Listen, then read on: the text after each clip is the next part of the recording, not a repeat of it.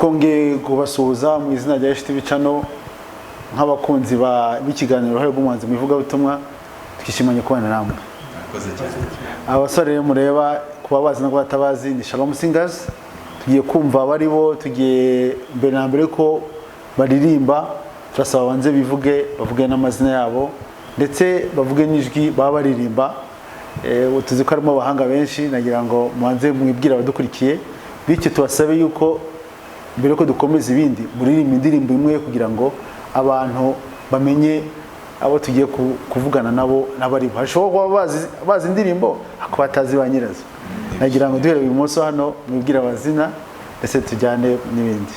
Murakoze, nitwa Ganza Jimmy, ndirimba soprano na alto rimwe na rimwe na tenor.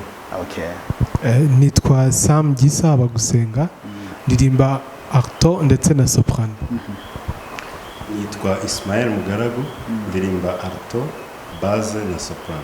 Okay. Murakoze, turabasubije cyane. Shalom shalom. Nitwa Mbonimana Michel, ndirimba basse. Keretse iyo nagiye muri alto nkasagarira uyu mugabo gatoya. Okay. Mwakoze cyane gutwakira, tuzi yuko twarabyifuje ndetse na mwarabyifuje ko tugirana ikiganiro cyane, kuko uruhare rw'umuhanzi mu ivugabutumwa ni gwo murimo mukora. Twagira rero ngo mbere yuko tujya muri histoire yanyu igihe mwatangiriye muririmba akarimbo kamwe kugira ngo abadukurikiye abashoka bazi indirimbo batazi banyirayo babashe kubamenya. Umwanya ni wanyu. Murakoze cyane. Oya wasiwe siga ukwikaza, oya wasiwe siga okundiza, nawe satani unyihorere, kuko Yesu yambereye ubwisho. Nshuti jya usenga harimo imbaraga, niba ufite ibibazo ibisubizo, jya upfukama maze utabaza ijuru, aho niho gutabarwa kuri. Umuryango wawe wakunaniye, tabaza ijuru. Umwana yakunaniye, tabaza ijuru. Urumva ucitse intege, tabaza ijuru. Aho niho gutabarwa kuri. Oya wasiwe siga ukwikaza, oya wasiwe siga okundiza, nawe satani unyihorere, kuko Yesu yambereye ubwisho. Yambereye ubwugamo, yambereye igihome kinkingira, niyo narira haramoza, yambereye urutare n'ishamo, yambereye ubwugamo, yambereye igihome kinkingira, niyo narira haramoza, yambereye nishamo ya mbere y'urutare nishamo ya mbere y'urutare nishamo. Amen, amen, amen. Abakunzi ba HTV rero mwumvise abasore turimo kuganira. Ni Shalom Singers. Twishimiye kandi kongera kubana namwe. Nagira ngo muri mwebwe byanga bikunze harimo umuyobozi. Nagira ngo atwibwire. Murakoze, ndabona bose bahise bandeba. Nagiriye amahirwe yo gutorwa nabo ndetse bayobowe n'Umwuka Wera. Amen. Imana irabyemera. Ubwo ninjye muyobozi wa Shalom muri uyu mwaka wa 2020. Okay. Nitwa Mbonimana Michel nkuko nabibabwiye. Mbere nari gitifu 2019 banzamura mu ntera. Okay. Turabishimiye cyane. Nagira ngo hari ibibazo dushobora kuba dufite wenda mufite igisubizo. Shalom Singers muririmba cyangwa se umurimo watagiye ryari? Ku bantu batabazigira bumve amateka yanyu, umurimo w'ivugabutumwa binyuze mu ndirimbo watangiye ryari? Murakoze cyane. Iyi korali cyangwa groupe y'abasore yatangiye itari Shalom. Okay. Yatangijwe n'abasore bane. Muri bo mubona hano nta urimo, nta numwe urimo, ariko ubu ngubu n'abapapa barubatse kubera inshingano bafite no kutaboneka cyane, ndetse bamwe bari no hanze y'igihugu. Shalom yagiye yaguka uko imyaka ihita hajyamo bashyashya. Ubwo turi generation, bamwe bari generation ya gatanu niko navuga. Ngiye ndi generation ya kabiri. Okay. Yatangiye muri 2000 hagati ya 2002 na 2003. Wow. Hari abayitaga ngo Diano Group ko uwayitangije nawe umwe muri bo abantu bazi yitwa Diano Ngamije Diano. Ubwo itangira bayitaga ngo Diano Group, abandi bakayita Benitabaza. Nyuma nibwo 2004 na gatatu irangira nibwo yaje kuba Shalom. Ngiye nayinjiyemo 2004. Ubwo nyuma y'imyaka 2 navuga itangiye. Nicyo gihe twatangiye, tukaba tumaze imyaka 18 dukora umurimo w'Imana. Mu myaka 18 ntabwo ari mike. Umwana warangije secondaire, mwumve ko umurimo mukoze namwe imba mwarawutangiye ntabwo mwamungana gutya, mwa muri bato cyane. Hari utuntu tw'umweru tutari bwaze muri icyo gihe. Jewe nagiyemo niga mu wa 4 secondaire. Okay. Ariko hari abayiririmbamo ubu ngubu twajyaga dutoza mu bana ku rusengero. Ega we kubavuga gitetekera. Nagira rero Shalom mufite abaririmbyi bangaye muri rusange bari active ko byanga bikunze n'abandi bararirimbye, ariko kumenya bari active ni bangahe? Ubu ngubu navuga muri uyu mwaka bari active turi 5. Ariko ntabwo abandi tubashyize ku ruhande, nuko ni kuvuga ababoneka cyane turi 5. Okay. Umwe niwe wasibye mutari kubona hano bitwa Kimenyi Iva, abamuzi nabo ngabo. Okay. Okay. So mwatangiye se yarabagabo gusa, nanze kuvuga byinshi. Abategarugori se agase abakobwa ntago bakora umurimo nk'uwa cyangwa mwasanze ijwi hari abandi barifite badashobora gusimbuza? Abashiki bacu baririmba neza, turabikunda, niyo bumva biryoshye, ntabwo twize tubashyira ku ruhande. Okay. Nuko umurimo wa korali y'abagabo uraguka cyane, niko navuga, kubera ko twagiye tujya mu ntara kenshi, rimwe na rimwe tukarara, ubundi tugatahana amajoro. Noneho na repetition, abasore burya ukuntu bahura, nubwo bahurira mu muhanda cyangwa ku rusengero bakarepeta, bikadufasha cyane kuruta uko twaba turi kumwe n'abashiki bacu, mba ntabwo twarara mu nzira. Nicyo kintu. Ariko ubundi ntabwo ari ukwironda ngo dushyire abashiki bacu ku ruhande. Babyumvise nibaze yuko ababyifuje bamenya ko atari kwironda, ahubwo hari amahirwe menshi wenda hagize abashakwana namwe bakaba baririmbyi, wenda muzajya murimba mutari ingaragu gusa, nawe wenda ari nk'abadamu. Rwose. So wenda ntinjiye cyane muri abo 5 se hari uwabashe kugira icyo yibwira cyangwa murase muracyari muri cya kibazo kindi no kuvuga? twese muri iyi minsi hari agatereme dufite ngo ba papa babyento turacyari ingaragu ubwo usibye umwe urimo kugenda tuvamo asanga abandi ba papa kandi turamushyigikiye. Amen. Nagira ngo twinjiye muri gahunda y'ikiganiro muri rusange. Umurimo umaze imyaka 18 byanga bikunze nka winjiye kera dushobora kubabaza ngo Shalom kangoresha Sam Singers ibibazo mwakunda guhura nabyo ni ibiki? Imbogamizi wawundi wavuze icyo kugenda mukarara ahantu ariko tubijanishe muri nkamwe mwa mufite izihe mbogamizi zatuma wenda umurimo utihuta nko mubishaka?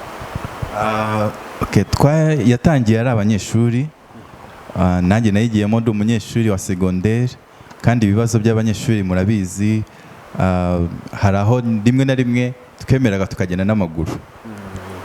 Ubwo navuga ubushobozi bwari bukeya icyo gihe, ariko habaye kwitanga gukomeye. Ababonaga buruse bamwe muri twe bari bakuru biga muri universite bemeraga gutanga buruse yabo kugira ngo bacurangishe indirimbo. Akajya gucurangisha indirimbo n'amaguru, akava nko nk'Iremera akajya ku Muhima n'amaguru cyangwa i Kanombe. Natwe tukemera tukajya kuririmba mu nsengero mu matorero atandukanye yo mu mujyi wa Kigali. Hari naho mu ntara twagiye n'amaguru, abazi ku Kibuye umujyi ukagenda ugera mu Gataka tujya ku Mugonero n'amaguru, niho imodoka yadusanze. Mbese twari dufite kwitanga. Ubwo ikibazo cya mbere twagize n'ubushobozi, ariko Imana yarahabaye tubasha gukora album ya mbere, ya kabiri n'iya gatatu ari abantu bayobowe n'umwuka w'Imana batanze ubwo bushobozi, bakaduha amafaranga yo kujya muri studio. Indi mbogamizi yabaye ni umwanya, kuko byagezeho bamwe baragenda. Arumva iyo groupe bamwe itangijwe n'abantu bamwe bakagenda, kubona abandi bashyashya, uwo mwanya wabaye wa transition uragoranye. Ubwo rero ariko Imana yagiye dusubiza ikashyiramo abandi. Ndumva ari byo bibazo cyane twahuye nabyo tuzamuka. Birumvikana. Ubu ngubu ibibazo duhura nabyo nabwo ni umwanya, ko Imana yaduhaye imigisha, bamwe turakora, ubwo kuboneka nabwo bigatuma tutaboneka bihagije, ariko umwanya tubonye tukawukoresha. Ikindi kibazo twahuye nacyo ni cya rusange, si twe muri iki gihe cy'icyorezo, aho twari tumenyereye kujya turirimba mu ntara, tujyana ubutumwa mu ntara, turirimba mu nsengero zitandukanye, turepeta 3 mu cyumweru, ariko byabaye ngombwa ko duhura rimwe na rimwe mu cyumweru kujya kubwiriza ubutumwa mu ntara ntibigikunze. Nayo navuga ko ari imbogamizi yo kugira ngo ubutumwa bugere kure muri uyu mwaka, ariko si twe twenyine. Birumvikana. Ariko turashimira nka HTV n'andi ma TV, ubwo ubutumwa bwagiye bugera ku bo bugenewe bunyuze mu nzira za TV, HTV ndetse n'izindi mbuga nkoranyambaga.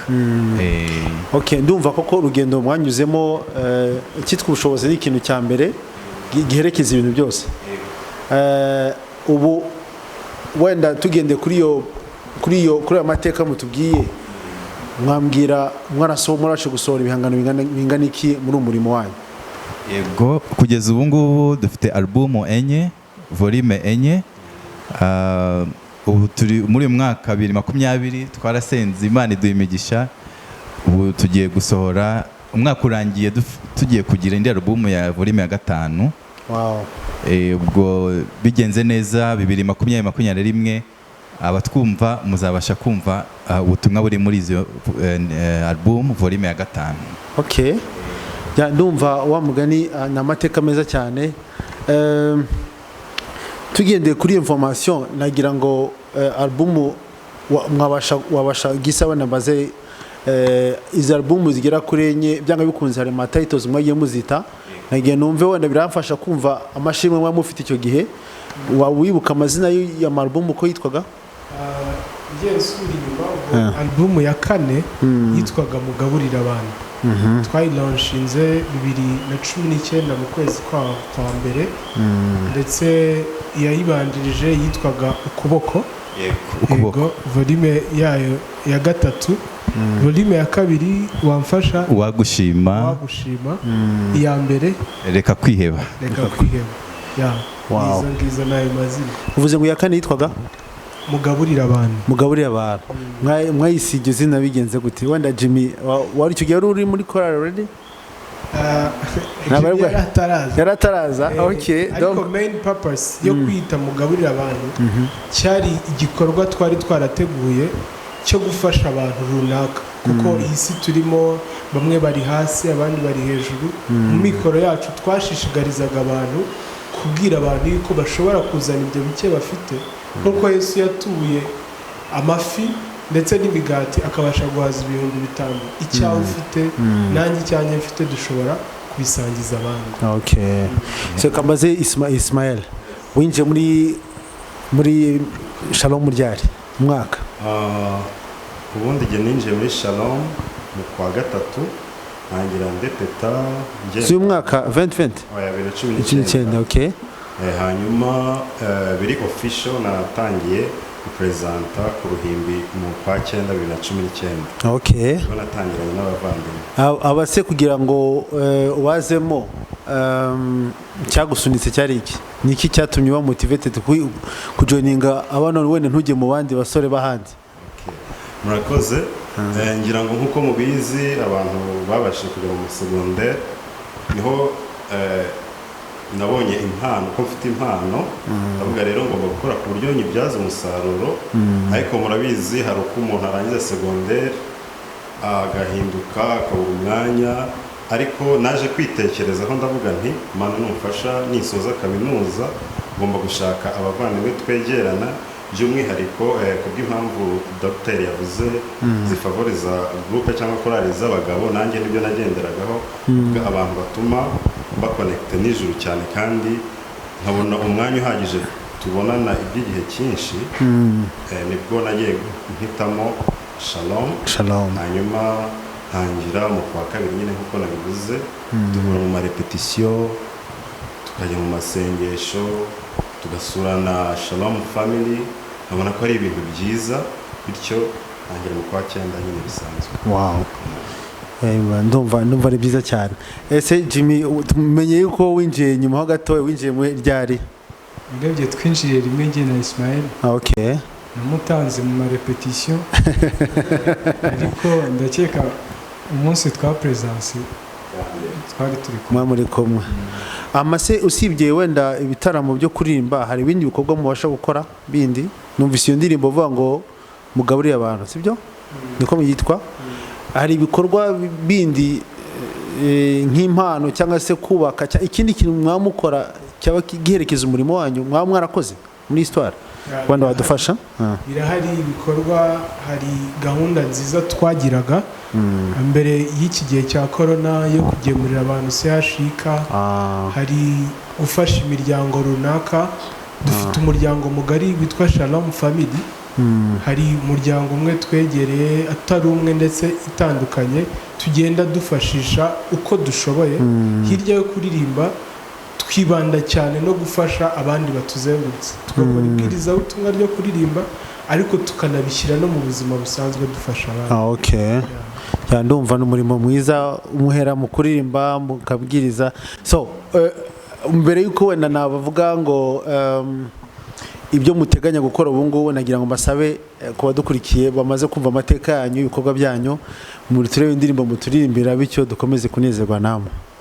Uwiteki atari we bubaka inzu abayubaka bo baba baruhira ubusa Uwiteki atari burinda umudugudu umurinzi abera amaso ubusa Uwiteki atari we bubaka inzu abayubaka bo baba baruhira ubusa Uwiteki atari burinda umudugudu umurinzi abera amaso ubusa harabubaka inzu z'abakurutare abandi nabo bakubaka ku musenyi, imiyaga y'ibibazo igera kuri bose.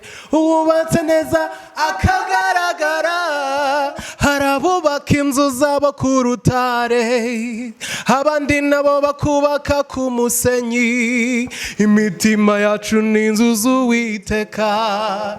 Ese ninde uri kubaka imitima yacu? Uwiteka iyo atari we wubaka inzu, abayubaka bo baba baruhira ubusa. Uwiteka iyo atari we urinda umudugudu, umurinzi abera amaso ubusa. Uwiteka iyo atari we wubaka inzu, abayubaka bo baba baruhira ubusa. Uwiteka iyo atari we urinda umudugudu, umurinzi abera amaso ubusa. Ubaka inzu yawe kuri Yesu, ubaka inzu yawe akubere nyambere.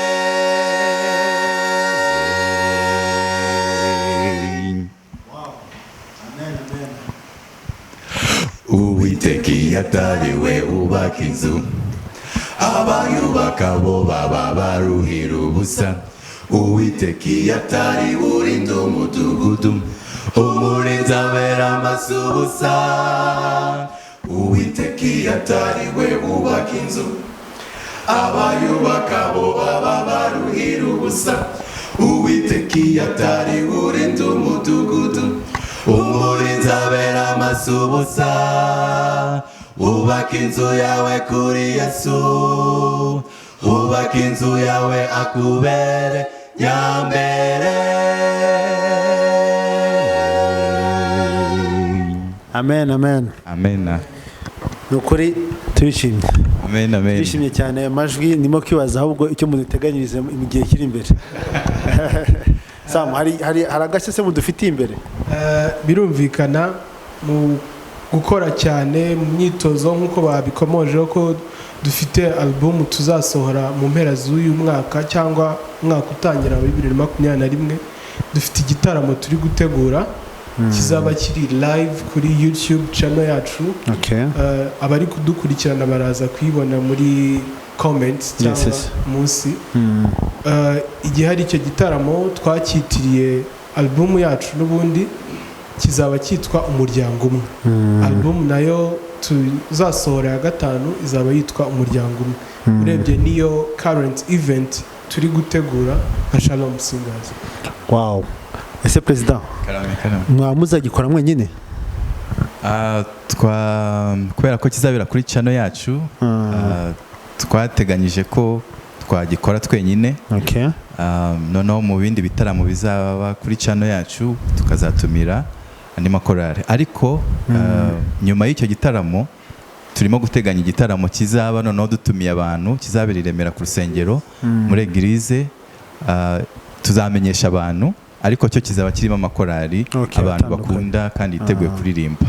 Okay. So icyatumye mukora icyo gitaramo nuko mumaze igihe kinini ntacyo wenda mwateganyije abantu, niye mpamvu yabasunitse kugira ngo mwifuze gukora icyo gitaramo? Just Umuryango Umwe, nshaka kumva message iri nyuma y'ijambo Umuryango Umwe niyihe? Message y'Umuryango Umwe ni indirimbo dukunze kuririmba cyangwa yahimbwe kubw'umugambi wo kugaragariza yuko buri muntu wese ni kimwe n'undi.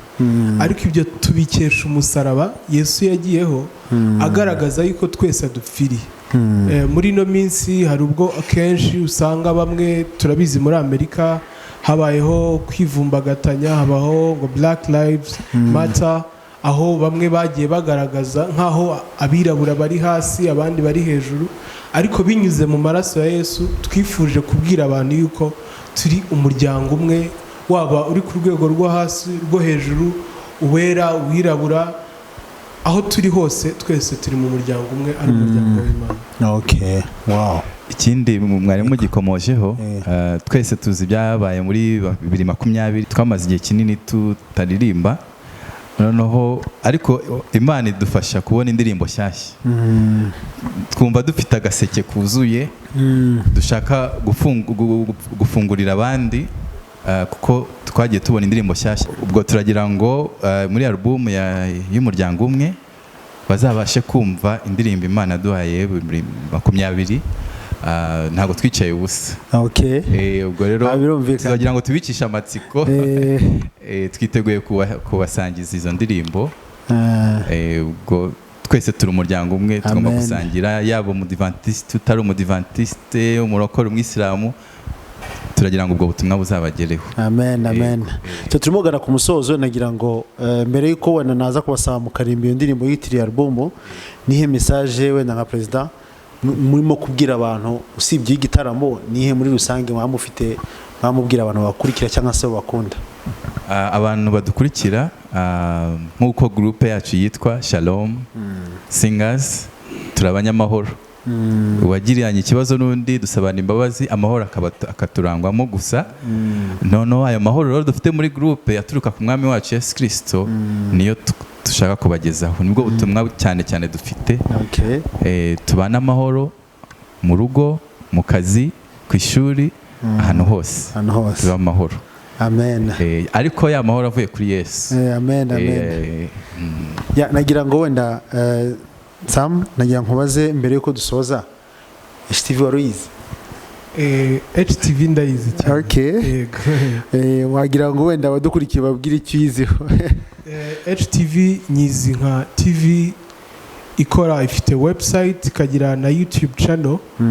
Icyo nyiziho nuko iri mu ma TV nge ku rwanjye ruhande nakurikiye cyangwa nkurikira. Hari ibiganiro byiza bagira by'ubuzima, gushishikariza abantu kwita ku magara yabo. Hari ibiganiro byiza nk'iki ngiki turimo cy'uruhare rw'umuririmbyi mu ibwirizabutumwa. Icyo nyiziho cyangwa ikintu cy'imbumbe ngewe yamariye ni cyuko ifasha buri muntu wese ko hari urwego rumwe akeneye kuvaho akajya ku rundi, kandi ko tutabereyeho gusa kuririmba gusa, ahubwo dukeneye no kugira ikindi dufashisha abandi nk'ababwirizabutumwa. Nicyo nyiziho. Urakoze cyane. Abadukurikiye nagira ngo mbere yuko dusaba aba Shalom Singers iturimba indirimbo yayo ya nyuma, nagira ngo nk'uko mufitaho byanga bikunze abashaka ibihangano byanyu, nk'uko wenda bavuze YouTube channel yanyu, nagira ngo wenda apari YouTube channel yanyu ndibuze gushiraho, hari ahandi hantu umuntu ashatse ibihangano byanyu byaba bifatika like CD, like hari aho dushobora kubishakira? Yego. Bagenzi banjye nabo baramfasha. Amasede ashobora kuboneka i Remera ku rusengero, abazi i Remera hafi ya paperi muri sekretariya. Niba yaranashize tuzabagezaho kuko dufite album mushyashya, izaba ihari. Ari clinique y'amenyo y'Abadventiste Kacyiru, naho amasede arahari, ndetse n'umuririmbyi wari wese waboneka yabageza bwa nkoranyambaga, wenda bagenzi bacu baradufasha baramfasha. Ikindi ushobora ibihangano byacu si ku masede gusa, hari na YouTube channel yacu nk'uko wabivuze yitwa Shalom Singers Remera. Tukagira n'izindi platform, ari Instagram ushobora kwandikaho Shalom Singers, ari Facebook ushobora kujyaho ukabonaho Shalom Singers. Even ushobora kuba uri hanze udakunda gukoresha izo platform, dufite na email ushobora kwemailingaho tukaba twaguha n'ibyo bihangano byacu, ariyo shalomsingersremera@gmail.com. Murakoze cyane. Nibaza ko abadukurikiye tubasaba yuko bitewe n'umurimo mwiza mukora bakora na subscribe kugira ngo buri munsi uko mwuploadinze na bya biganiro mushaka kuzashiraho bakomeza bikurikire, kandi twibaza yuko turahari tugomba gupromoting ibikorwa byanyu kugira ngo abatabazi bamenye. Tugeze ku musozo rero, nagira ngo kuri iyo ndirimbo ijyanye n'umuryango, album ya 5 mugiye gushira hanze, mu ituririmbire bijye tugana ku musozo. Murakoze cyane. Abantu turi bamwe twaremwe n'Imana imwe, dumwuka umwe, kuki tudashyira hamwe? Turagana ijuru rimwe, dukorera umwami umwe, dukundane tugize umuryango umwe. Abantu turi bamwe twaremwe n'Imana imwe duhumeka umwuka umwe kuki tudashyira hamwe turagana ijuru rimwe dukorera umwami umwe dukundane tugize umuryango umwe. Reka tubashimire cyane, shimire indirimbo ndimo kwibaza ahubwo uko umunsi bizaba bimeze. Wenda nshobora kuba ari igihe wibagiwe, nagira ngo mwavuze ngo nihe tariki harya, nagira ngo abantu badukurikiye bava hano bumvise itariki, bumvise precisement ibyo gitaramo, kugira ngo byanga bikunze muzagishira hanze, muzashira amaposte hanze. Nagira ngo dusoza umwe muri mwebwe tubwire itariki abantu bwa butumwa nifuza ko abantu bamenya, bava hano bamenya. Murakoze. Murakoze. Umwaka ni 2021. Yego. Ukwezi kwa mbere itariki 9. Wow, amasaha tuzamenya. Yego. Tuzabamenyesha rwose. Okay, nagira ngo nibaza ko nimba hari indi message yindi washaka gutanga, yego, wayivugane tugasoza. Umuyobozi birumvikana. Murakoze cyane. Turagira ngo dufate umwanya abagira amahirwe nk'aya tubigize ni bakeya, dushimire HTV mwavuze ngo ni amahirwe yanyu, ariko mu by'ukuri ni umugisha kuri twebwe.